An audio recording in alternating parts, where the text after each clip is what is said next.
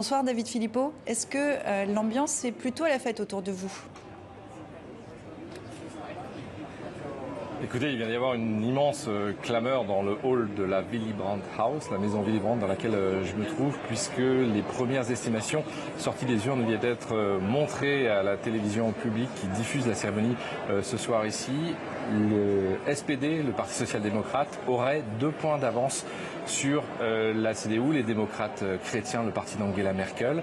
Les autres résultats donneraient 14,5% de suffrage pour les électeurs verts. C'est en fait la coalition que souhaitait diriger le candidat social-démocrate Olaf Scholz, qui ne va pas tarder à faire son apparition sur la scène qui se trouve derrière moi, en contrebas de l'endroit où je me trouve.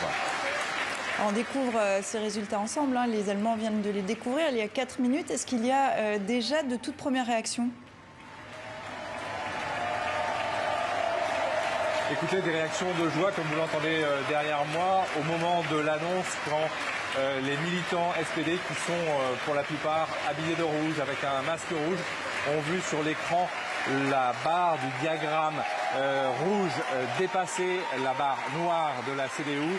Eh bien, il y a eu une gigantesque clameur qui a résonné dans ce bâtiment vitré qui se trouve au centre de Berlin. C'est évidemment une grande joie pour le SPD qui a été sur le strapontin à côté d'Angela Merkel pour diriger le pays, mais qui maintenant serait en passe donc de prendre le chemin de la chancellerie. Pour cela, il va falloir quand même qu'il y ait des négociations de coalition. Cela va durer un moment.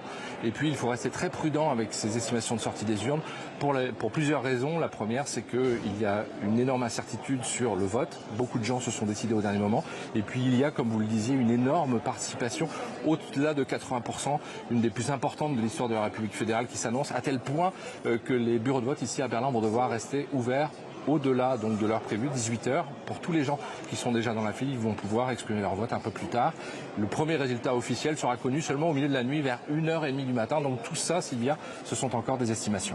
Des estimations que vous nous donniez depuis le QG du Parti social-démocrate. Merci beaucoup David d'avoir été avec nous en direct depuis Berlin.